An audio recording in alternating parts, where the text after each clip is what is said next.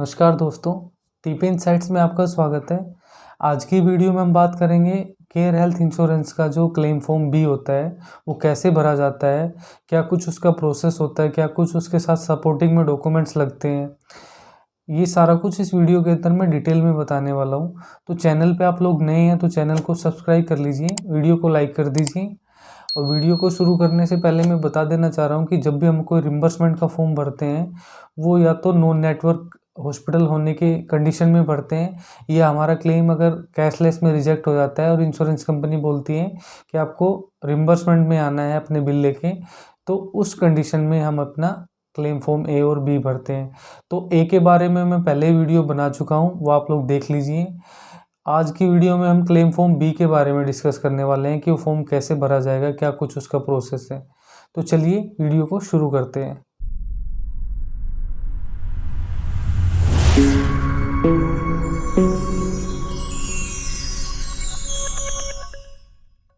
इस वीडियो से पहले वाली वीडियो में मैंने आप लोगों को क्लेम फॉर्म ए के बारे में बताया था। आज की वीडियो में मैं बताने वाला हूँ क्लेम फॉर्म बी के बारे में। ये क्लेम फॉर्म पार्ट बी है, ठीक है। इसको मैं बताने वाला हूँ कि ये कैसे भरा जाएगा, क्या कुछ इसके साथ डॉक्यूमेंट्स लगेंगे और कौन इसको भरेगा इस फॉर्म को। तो सारा कुछ इस वीडियो में मैं बताने वाला हूँ। इसमें देखिए पार्ट बी में लिखा हुआ है to be filled by hospital, मतलब ये हॉस्पिटल से भरा जाएगा ये फॉर्म। इसके अंदर पूरी हॉस्पिटल से रिलेटेड सारी डिटेल मांगी हुई है जो भरना है पूरा कुछ, ठीक है। तो इसमें ये भी ब्लॉक लेटर में भरा जाएगा। तो आगे शुरू करते हैं इसको। इसमें देखिए सेक्शन ए में डिटेल ऑफ हॉस्पिटल, इसमें हॉस्पिटल का नाम आएगा, नेम ऑफ द हॉस्पिटल, यहाँ पे हॉस्पिटल का नाम आएगा।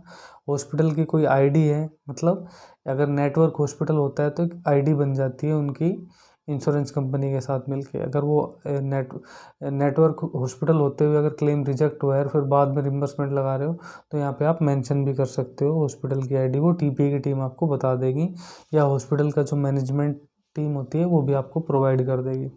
Type of hospital, hospital network वाला था या नॉन नेटवर्क वाला था। सिंपल सी बात है, अगर नेटवर्क में होता तो हमें कैशलेस मिलने के पूरे पूरे चांस होते।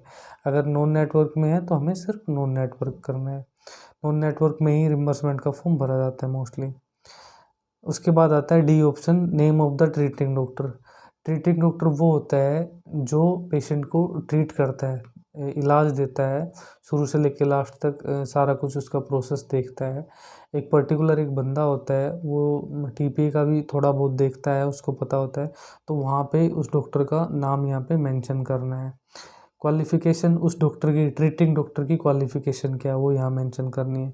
एमबीबीएस है, एमएस है, एमडी है, जो भी है वो मेंशन करना है यहाँ पे।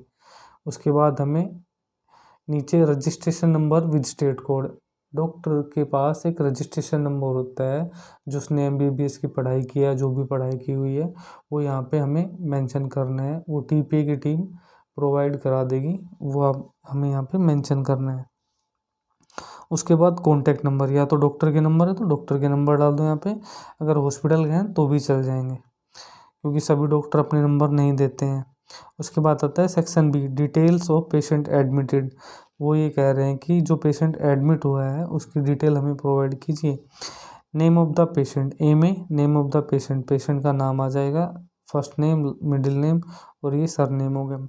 आईपी रजिस्ट्रेशन नंबर, जब भी हम किसी हॉस्पिटल के अंदर अपना ट्रीटमेंट कराने के लिए एडमिट होते हैं तो एक रजिस्ट्रेशन नंबर जनरेट होता है उनके सिस्टम से, उनके बिल पे भी मेंशन होता है। तो वो रजिस्ट्रेशन नंबर हमें यहाँ पे मेंशन करना है। उसके बाद पेशेंट जो है वो मेल है या फीमेल है वो यहाँ पे टिक करना है। उसकी एज क्या है, एज डालनी है। डेट ऑफ बर्थ क्या है, डेट ऑफ बर्थ डालनी है। उसके बाद क्या है, इसमें आता है डेट ऑफ एडमिशन। वो ए वाले फॉर्म में भी आया था, क्लेम फॉर्म ए में भी आया था। उसमें भी मैंने बताया था कि बहुत मैटर करती है चीज़ें, बहुत ध्यान से भरनी है। जो एडमिशन टाइम है और डेट है, या डिस्चार्ज टाइम है और डेट है, वो बहुत ध्यान से भरनी है हमें। तो यहाँ पे देखिए डेट ऑफ एडमिशन वो यहाँ पे मेंशन करना है। उसके बाद टाइम ऑफ एडमिशन, एडमिशन का टाइम क्या है वो यहाँ मेंशन करना है। उसके बाद डेट ऑफ डिस्चार्ज वो यहाँ डालनी है। उसके बाद टाइम ऑफ डिस्चार्ज, डिस्चार्ज का टाइम डालना है। टाइप ऑफ एडमिशन, इमरजेंसी में हुए, वो प्लांट था या डे केयर था। इमरजेंसी का मतलब होता है कि कोई इमरजेंसी आई है, कोई एक्सीडेंट हुआ है, या वैसे एकदम से कोई तकलीफ़ हो गई है तो एडमिट होना पड़ रहा है, या प्लान मतलब कोई सर्जरी होती है, तो सर्जरी तो प्लान से ही होती है, मतलब पहले से प्लानिंग की होती है, डॉक्टर से मिलना होता है, डॉक्टर डेट देता है, तो उस कंडीशन में हमें यहाँ पे प्लान पे टिक करने हैं। डे केयर मतलब दिन दिन का जो प्रोसेस होता है, 2 घंटे, 4 घंटे, 8 घंटे, 24 घंटे से कम का जो प्रोसेस होता है उसे डे केयर बोलते हैं। अगर मैटरनिटी का केस है, डिलीवरी से रिलेटेड कोई केस है, तो उसमें यहाँ पे मैटरनिटी पे टिक कर देना है। उसके बाद हमें मैटरनिटी पे टिक करोगे तो यहाँ पे डिलीवरी की डेट भी डलेगी। ग्रेविडा स्टेटस नर्सिंग टीम आपको बताएगी वो सारा कुछ। उसके बाद है status at the time of discharge, मतलब डिस्चार्ज के टाइम का स्टेटस क्या था, पेशेंट ठीक होके घर पे गया है या डिस्चार्ज टू अनदर हॉस्पिटल, किसी दूसरे हॉस्पिटल में गया है, या कोई मतलब डेथ हो गई या कुछ हुआ है, तो वो यहाँ पे टिक कर देना है।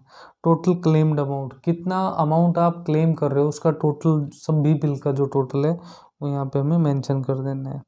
उसके बाद आते हैं सेक्शन सी में। ऊपर वाली डिटेल तो टीपीए वाले भी भर देंगे, और आप भी थोड़ा बहुत अगर नॉलेज रखते हो तो आप भर सकते हो, लेकिन ये जो सेक्शन है सी, इसमें आपको कुछ भी छेड़छाड़ नहीं करनी है। ये सिर्फ नर्सिंग स्टाफ भर सकता है या फिर डॉक्टर्स भर सकते हैं। ये पूरा वो डिस्चार्ज समरी देखेंगे पेशेंट की, उसको देख के ये सारा कुछ भर देंगे यहाँ से यहाँ तक का, ठीक है। वो आपको उधर से ही भराना होगा। उसके बाद इसमें लिखा हुआ है प्री ऑथराइज ऑब्टेन, मतलब प्री ऑथराइजेशन भेजा था नहीं भेजा तो नो कर देना है, कोई नंबर नहीं डालना है या छोड़ देना है। इसके बाद हमें आगे चलना है। हॉस्पिटलाइजेशन ड्यू टू इंजरी की वजह से हॉस्पिटलाइजेशन हुए हो तो यस या नो, अगर हुए हो तो यस पे टिक करना है, अदरवाइज नो पे टिक करना है।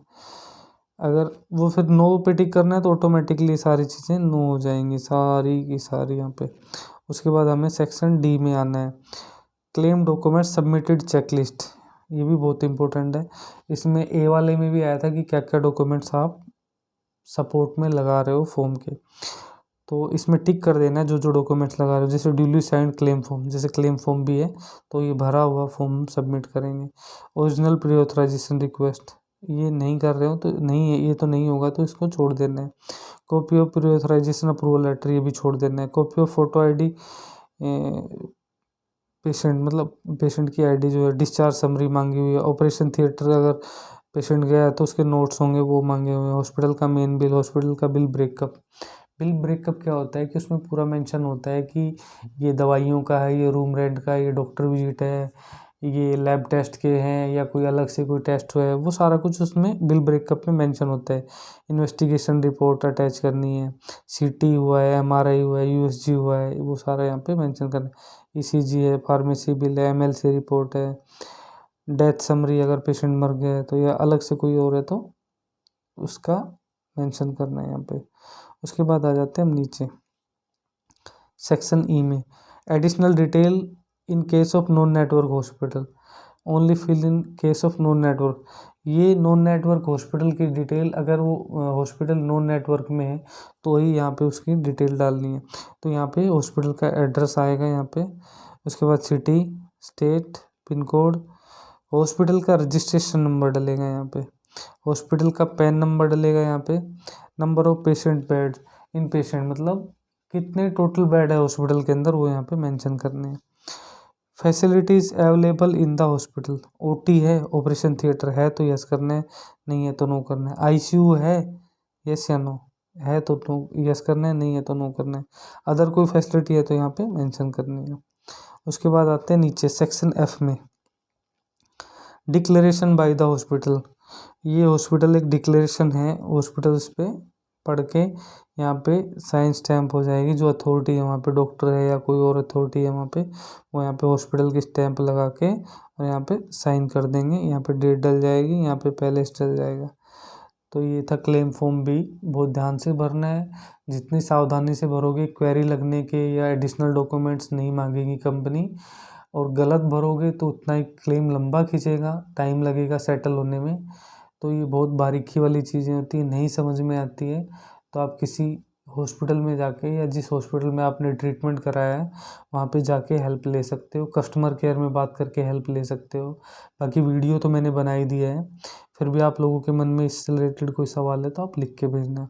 तो आज की वीडियो में मैंने आप लोगों को बताया केयर हेल्थ इंश्योरेंस का जो क्लेम फॉर्म भी है वो कैसे भरा जाता है, किस कंडीशन में भरा जाता है, क्या कुछ उसके रीजन है भरने के, क्या कुछ उसके साथ सपोर्टिंग में डॉक्यूमेंट्स लगते हैं, वो सारा कुछ मैंने डिटेल में बताया। फिर भी आप लोगों के मन में कोई सवाल है इस वीडियो को लेके या केयर हेल्थ इंश्योरेंस या हेल्थ इंश्योरेंस से रिलेटेड कोई भी आपके मन में सवाल है तो आप मुझे व्हाट्सएप पे भी लिख सकते हो और इस वीडियो के कमेंट सेक्शन में भी लिख के पूछ सकते हो।